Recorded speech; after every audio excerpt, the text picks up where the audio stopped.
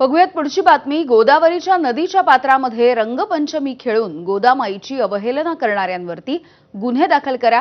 तसंच पुढील वर्षांपासून गोदेच्या पात्रामध्ये रंगपंचमी खेळायला बंदी घाला, अशी मागणी नाशिकमधल्या गोदाप्रेमींनी केली आहे।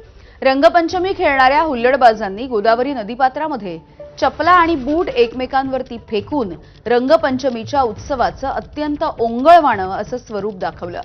पोलीस अधिकारी आणि कर्मचाऱ्यांच्या समोर हा सगळा प्रकार सुरू होता, तरी देखील या हुल्लडबाजांना रोखण्यात का आलं नाही, असा सवालही गोदाप्रेमींनी विचारलाय। या गोदाप्रेमींशी संवाद साधलाय आमच्या प्रतिनिधींनी।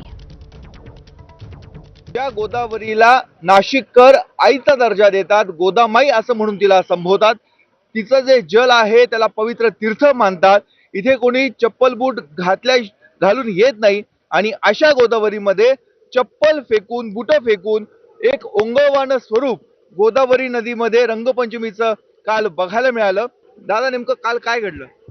काल नाशिकची रंगपंचमी म्हणजे जगप्रसिद्ध आहे आणि ही रंगपंचमी पाहत असताना आम्ही गोदावरीच्या किनारी आलो, रामकुंडावर आलो।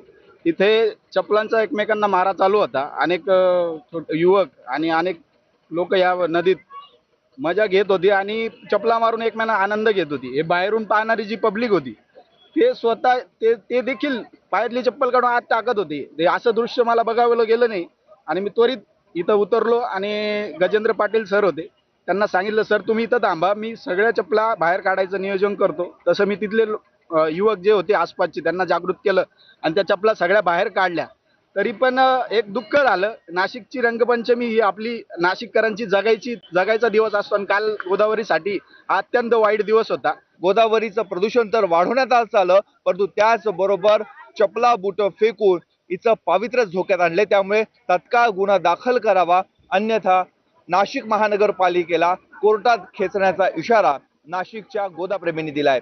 कॅमेरामन किरण कटारेसह मुकुल कुलकर्णी, एबीपी माझा, नाशिक। दरम्यान या प्रकरणी गोदावरीच्या नदीपात्रामध्ये चप्पल आणि बूट फेकणाऱ्यांवरती गुन्हे दाखल करण्याची मागणी